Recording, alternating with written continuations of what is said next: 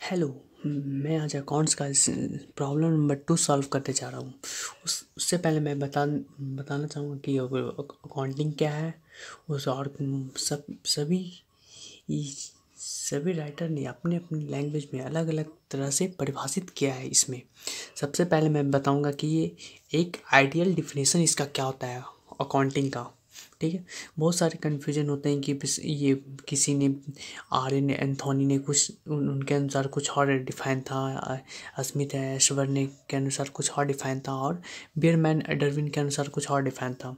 ठीक है, ऐसा नहीं कि इन्होंने कुछ गलत लिखा है, सभी ने एक एक्यूरेट डिफाइन ही लिखा है, बट अपने अपने अनुसार एक अलग अलग अपनी बातों को रखा है इसमें। ठीक है, जैसे मैंने एक आइडियल डिफिनेशन बताना चाहूँगा इसमें कि होता क्या है, एक आदर्श परिभाषा। ठीक है, लेखांकन निश्चित अवधि के लिए वित्तीय स्थिति के परिवर्तनों और लेन देन को लिखने की क्लासिफिकेशन लिखने के जो क्लासिफिकेशन करने की जो होता है, उसके बाद फिर जो निष्कर्ष निकालने के विश्लेषण और निर्वाचन करने की कला और विज्ञान है, जिसके द्वारा वित्तीय स्थिति को गणना करना, वित्तीय परिणामों को निकालना। इसके अंतर्गत हम तलपट, निर्माण खाता, व्यापारिक खाता, लाभ हानि खाता तथा आर्थिक चिट्ठा का निर्माण किया जाता है। उसे हम उसे हम क्या कहते हैं, लेखांकन कहते हैं। अब इसमें बहुत सारी चीज़ को आप लोग को प्रॉब्लम क्रिएट हुआ होगा कि इसमें इसमें व्यापारिक खाता क्या होता है, लाभ हानि खाता क्या होता है, तलपट क्या होता है और आर्थिक चिट्ठा क्या होता है। ठीक है, मोस्टली चीज़ अकाउंट्स में जो भी पढ़ते हैं हम लोग इंग्लिश में ही होता है मोस्टली। तो जैसे इसमें बहुत सारी चीज़ लिखा हुआ है, एक्सप्लेन कर देता हूँ मैं। ये आर्थिक चिट्ठा बैलेंस शीट को कहा जाता है और इसमें जैसे इसमें लाभ हानि खाता हो गया, profit and loss account, trial balance, ठीक है, ट्रेडिंग अकाउंट, इस तरह से इस तरह से हम बनाते हैं। जैसे मैंने पिछले वीडियो में चर्चा किया था कि जर्नल बनाते हैं, लेजर बनाते हैं, ट्रायल बैलेंस बनाते हैं, प्रॉफिट लॉस, ट्रेडिंग अकाउंट, फिर लास्ट में मैंने उस पूरे ईयर्स कंप्लीट होने के बाद मैं एक बैलेंस शीट बनाता हूँ। ठीक है, उससे मेरा क्या कितना एसेट्स है, कितना लायबिलिटी है, इस चीज़ को जानकारी के लिए मैं ये बैलेंस शीट बनाता हूँ लास्ट में। अब मैं जैसे अकाउंटिंग होता क्या है, accounting is a means of collecting, summarising, analysing and reporting in monetary terms in information about business। ठीक, अब जैसे कुछ समथिंग से कुछ डिफरेंट वे में हम एक्सप्लेन करना चाहेंगे तो कुछ इस तरह से एक्सप्लेन करेंगे। Accounting is a means of reporting the result of economic activity. यह तब करेक्ट है, ये भी इस तरह से हम ये एक्सप्लेन कर सकते हैं। अकाउंटिंग में भी defined as identifying, measuring, recording and communicating of financial result. ये सब जैसे मैं ओरली बोल रहा हूँ ऐसे आप लोग को भी ये रिमेंबर होगा ही।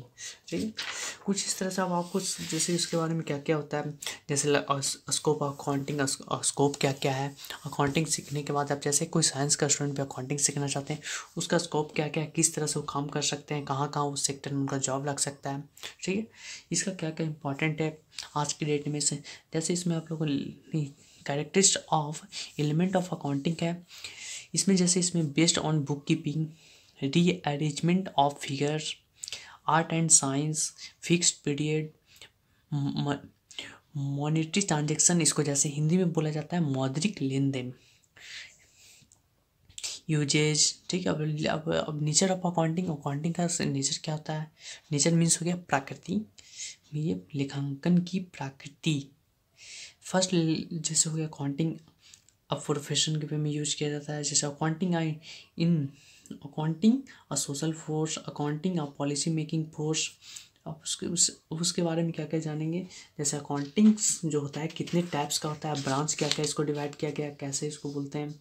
Scope of accounting, scope of accounting इसमें भी बहुत इंपॉर्टेंट है, क्या क्या स्कोप रहेगा इसमें cost accountancy, management accountancy, tax accountancy, government accounting और भी बहुत सारा अकाउंटिंग होता है, जैसे quantitative accountancy, social accounting, human resource accounting. ठीक है, और इसमें अभी इसका इम्पोर्टेंस क्या क्या होता है अभी हम इसमें जानेंगे इम्पोर्टेंस के बाद। नॉलेज ऑफ फाइनेंशियल पोजीशन, अब हम क्या करते हैं अकाउंटिंग्स को करने का मतलब क्या, उस बिजनेस का, उस व्यवसाय का के बारे में, व्यापार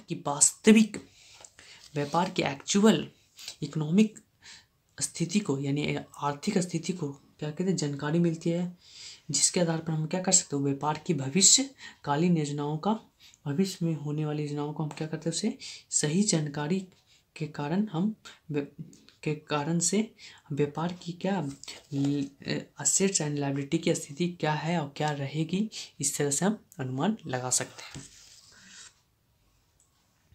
अब लेखांकन का महत्व में जैसे बहुत सारी चीज़ क्या होता है, rectification of error, knowledge of financial position, helpful in assessment of tax, proper evaluation of business, legal recognisation, helpful in determination of goodwill. ठीक है, मैं कुछ इसी को एक्सप्लेन कर रहा हूँ, उसके बाद मैं आपको कुछ जैसे और भी मैंने एक्सप्लेन नहीं किया हूँ भी, जैसे helpful in declaring as an insolvent, knowledge of important information, helpful in comparative study, helpful in partnership. ठीक है, ये सब चीज़ आपको जानना बहुत ज़रूरी है। ठीक है, मैं आपको एक क्वेश्चन पहले सॉल्व करने जा रहा हूँ, उसके बाद मैं कुछ चीज़ों को एक्सप्लेन भी करूँगा। ओके,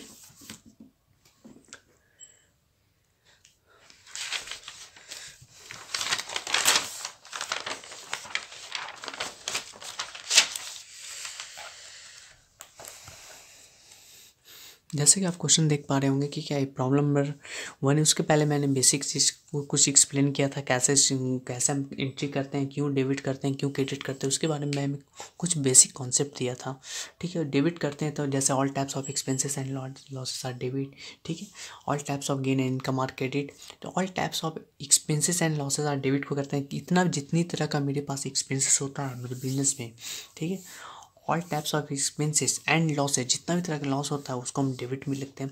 और क्रेडिट में क्या होता है, जो किसी भी तरह का इनकम, ठीक है, और कोई गेन होता है वो हमेशा क्रेडिट होता है। ठीक है, ऑलवेज ये लर्न रखना है। जैसे debit receiver credit divide, debit ward comes in, credit ward goes out, ये आपको रिमेंबर होना ही चाहिए। ठीक है, यहाँ पे रिमेंबर कर लीजिएगा, ज़्यादा बेटर रहेगा इसके लिए। फर्स्ट ऑफ ऑल मैं ये क्वेश्चन नंबर 1 को एकदम प्रोसेस के साथ मैं स्टेप बाय स्टेप आपको सॉल्व करवाऊंगा। ठीक है, फर्स्ट क्या है इसमें, प्रॉब्लम नंबर 1 में, ऑन अप्रैल 1, 2016, ठीक है, 2016 है ये डेट, 2016 का डेटा लिखा हुआ है। अब यहाँ पे क्या है, Rakesh started business with cash. Rakesh क्या करता है, एक बिजनेस स्टार्ट करता है ये कैश लगाकर। ठीक है, जब भी कोई भी बिजनेस स्टार्ट करते हैं तो क्या हमको वहाँ पे कैपिटल लगाने की ज़रूरत पड़ेगी। ठीक है, पड़ेगा, तभी हम बिजनेस स्टार्ट कर सकते हैं। ठीक, on April 1, 2016 Rakesh started business with cash 1 lakh rupees and other transaction for the month are. First start किया बिजनेस 1 लाख रुपीज़ से। ठीक है, उसका क्या एंट्री होगा उसको मैं अभी इसको process by process step by step मैं सॉल्व करूँगा आपको रीजन के साथ।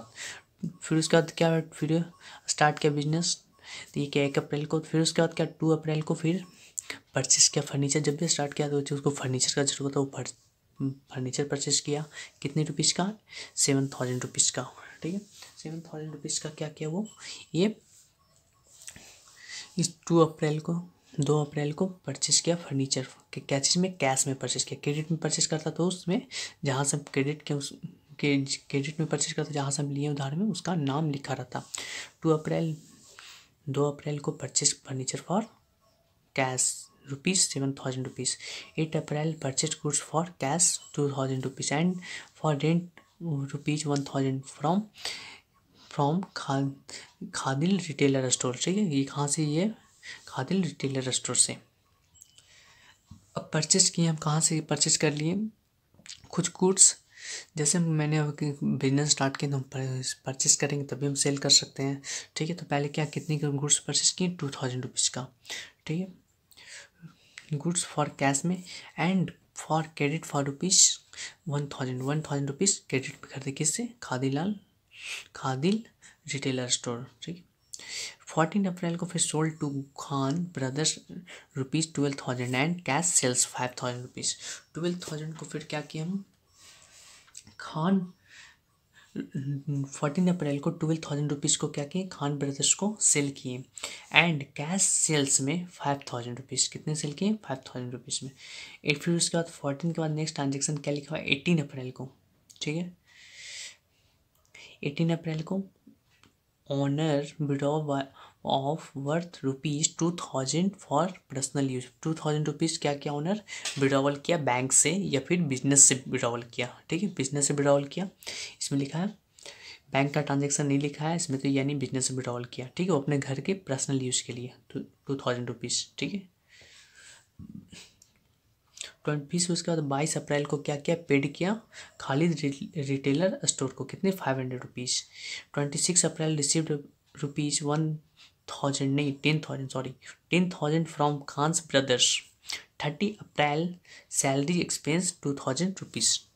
फिर 30 अप्रैल को क्या किया, स्टाफ को सैलरी दिया। जैसे 1 मंथ कंप्लीट होने के बाद क्या करता है स्टाफ को, वो सैलरी दिया। अब मैं इसके बाद मैं बताऊंगा ट्रांजेक्शन को कैसे करते हैं। जैसे फर्स्ट ऑफ क्वेश्चन आपने रीड की क्या क्या, जैसे स्टार्ट किया बिजनेस, तो बिजनेस स्टार्ट करने के बाद क्या क्या हम एंट्री करते हैं उसमें, ये हम जानेंगे, ठीक है, क्लियर। अब उसके बाद मैं इसमें यहाँ तक अभी जो भी बताया सिर्फ क्वेश्चन को रीड किया हूँ। उसके बाद नेक्स्ट फर्स्ट ऑफ ऑल ये सॉल्व करेंगे कि सबसे पहले क्या कैश क्या कितने से पूंजी लगाया था, वो 1 लाख रुपीज़ से, ठीक है। तो 1 लाख रुपीज़ से पूंजी लगाया है बिजनेस में, तो यहाँ पे क्या करेंगे, 1 अप्रैल 2021 यानी 2016 तक जो भी डेट है यहाँ पे ईयर में लिख देंगे। जिस डेट में वो पूंजी लगा उस डेट में उसका एंट्री करेंगे, कैश अकाउंट या टू कैपिटल अकाउंट, ठीक है। कितने rupees, 1 lakh rupees, 1 lakh rupees, clear. अब उसमें यहाँ रिलेशन लिखता है, स्टार्टेड बिजनेस विद कैश, यानी क्या कैश में लगाया, ठीक है। फिर उसके बाद 2 अप्रैल को क्या किया, फर्नीचर परचेज किया, कैची में, कैश में फर्नीचर परचेज किया। नेक्स्ट, अब फर्नीचर परचेज करेगा कैश में तो क्या हो गया, मेरे पास से फर्नीचर आएगा और कैश मेरे पास से जाएगा। जब फर्नीचर आया तो यानी फर्नीचर अकाउंट डेबिट, और मेरे पास से कैश गया, गोज आउट हुआ, तो furniture account debit to cash account. Furniture account में 7,000 का डेबिट में डालेंगे, फिल करेंगे, ठीक है, इसमें लिखेंगे, और इसमें टू कैश अकाउंट में 7,000। अब इसमें इस एडिशन लिखेंगे, परचेज फर्नीचर फॉर कैश, ठीक है, परचेज हम क्या किए, फर्नीचर को कैश में परचेज किए हैं। थर्ड एंट्री क्या करना है इसमें, जैसे परचेज, इसमें क्या, purchase account debit to cash account, यानी क्या हुआ, परचेज किए क्या में, कैश में, और कुछ उधार में भी किए हैं परचेज, ठीक है।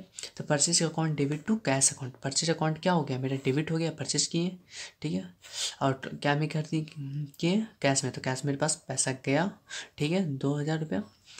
To payable Khalid retailer store, purchase किए 3,000 का, उसको हम क्या किए, शॉपकीपर को हम क्या दिए, 2,000 रुपया दिए कि ठीक, बोले 1,000 रुपया हम बाद में पे कर देंगे, ठीक है। तो purchase account debit 3,000, to cash account 2,000, to account payable Khalid retailer store 1,000 rupees. Purchase goods on cash और एंड क्रेडिट।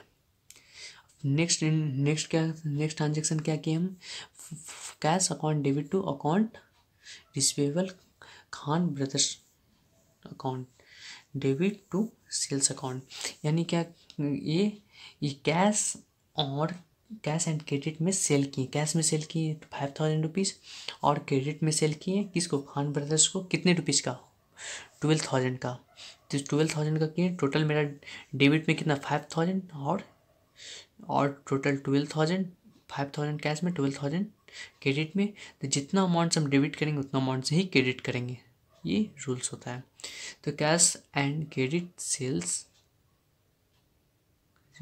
रिकॉर्डेड, ठीक, कैश और क्रेडिट में जो भी सेल की मैंने रिकॉर्ड कर दिया। नेक्स्ट ट्रांजेक्शन क्या है, 18 अप्रैल ड्राइंग अकाउंट दिया टू कैश अकाउंट, ये ड्राइंग अकाउंट दिया टू कैश अकाउंट, ये और क्या क्या ऑनर विड्रॉवल किया अपने पर्सनल यूज़ के लिए, ठीक है। तो जो पर्सनल यूज़ के लिए ऑनर यूज़ करता है उसको drawing account debit to cash account, वो कैश से मेरे पास से बिजनेस से कैश क्या हुआ, गया है, और मेरे पैसा निकाला कौन, ऑनर, तो ऑनर उसके नाम पे हम ड्राइंग अकाउंट दिया टू कैश अकाउंट एंट्री करते हैं। इसमें क्या देखेंगे, इसमें क्या लिखा हुआ है, 2,000 रुपीज़, यहाँ पे 2,000 रुपीज़ डेबिट 2,000 का किए, 2,000 का ही क्रेडिट किए हैं। Owner withdraw for personal use, clear. 22 April से अकाउंट्स पेबल से Khalid retailer store account debit to cash account, ठीक है। क्या किए हैं, पेड किए हैं, ये किसको, ये टू खालिद रिटेलर स्टोर को।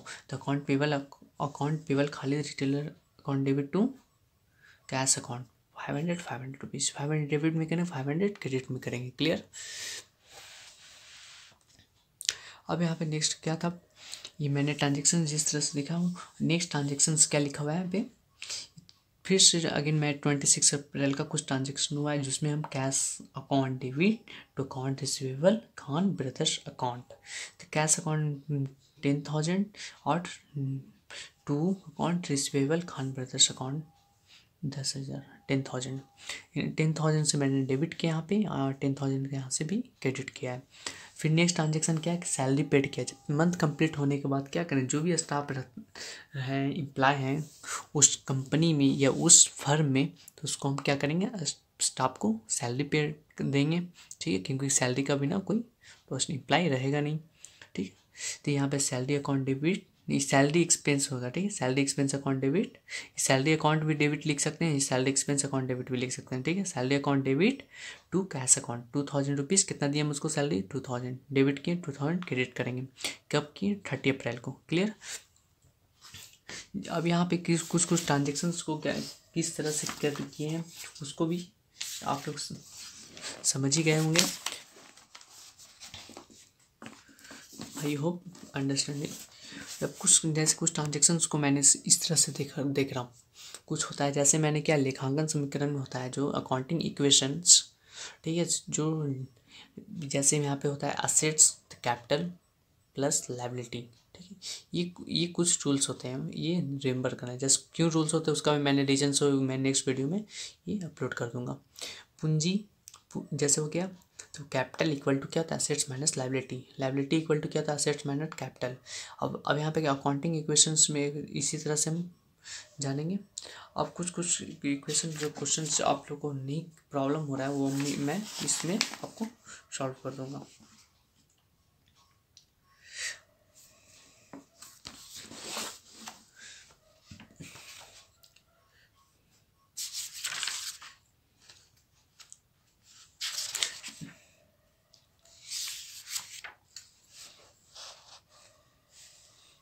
Thanks for watching my video.